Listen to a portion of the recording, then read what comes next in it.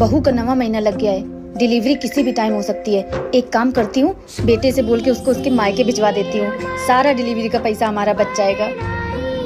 अरे बेटा, इधर आना जरा। जी माँ जी। आ बैठ।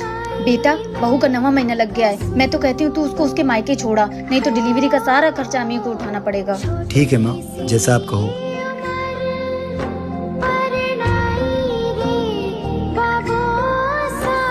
दीक्षा, अपने सारे कपड़े पैक कर लो और तैयार हो जाओ। मैं तुम्हें तुम्हारे मायके छोड़ देता हूँ। कैसी बात कर रहे हैं आप? मेरे घर वाले कितने गरीब हैं, वो मेरे डिलीवरी का खर्चा कैसे उठाएंगे? वो सब मुझे नहीं पता, तुझसे इतना बोला उतना कर। औलाद आप लोगों को चाहिए, वंश आप लोगों को आगे बढ़ाना है। और अगर लड़का हो गया तो आपके घर का नाम रोशन करेगा। फिर खर्चा मेरे मायके वाले क्यों उठाए भला? मुझे तो ये नहीं समझ आता कि आप लोग पैसों की वजह से और कितनी हद तक गिरेंगे। चलिए आप लोग ही बताइए, क्या मेरे माता पिता दहेज देने के बाद भी ये सब करें, जो कि वो गरीब? भाभी क्या हुआ? देवर जी, मेरा खाना बनाने का आज मन नहीं कर रहा है। मैं माँ जी को कैसे बताऊं? बहू, भूख लगी है, खाना बना दे।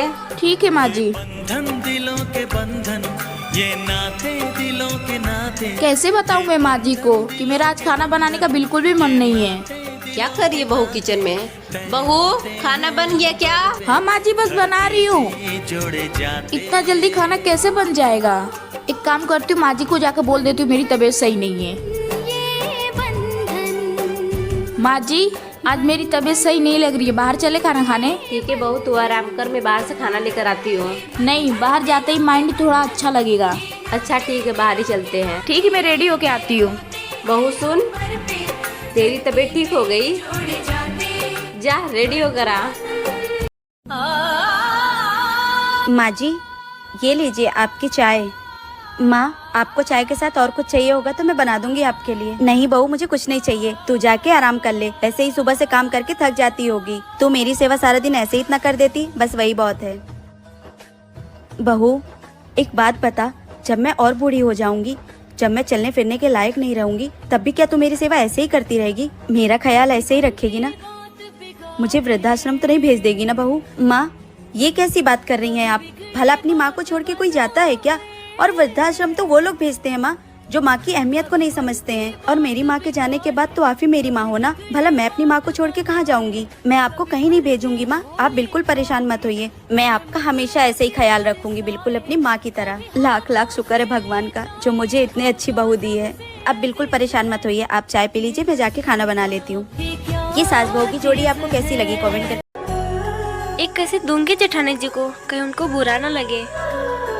अरे देवरानी जी, वो हल्दी का डब्बा कहाँ रख दी है? जेठानी जी, मुझे आपसे। हाँ बोलो देवरानी जी, क्या हुआ? ओ दीदी, ये साड़ी माँ ने आपके लिए दिया है। क्या? ये साड़ी मम्मी ने मेरे लिए दिया है? हाँ दीदी, पर कोई बात नहीं, आपको अच्छी नहीं लगी ना? मैं माँ से पहले ही बोल रही थी कि जेठानी जी बड़े घर की हैं, उनको ये साड़ी अच्छी नहीं लगेगी। ये क्या बोल रही हैं देवरानी जी आप? ये साड़ी तो मुझ पे खूब जचेगी। और वैसे भी गर्मी में सब साड़ी पहन पहन के मैं बोर हो चुकी हूँ। अब मैं यही साड़ी पहनूंगी कल से। और वैसे भी ये पीली कलर की साड़ी मुझ पे खूब जचेगी। हाँ, आप पे येलो कलर की साड़ी बहुत जचेगी। एक है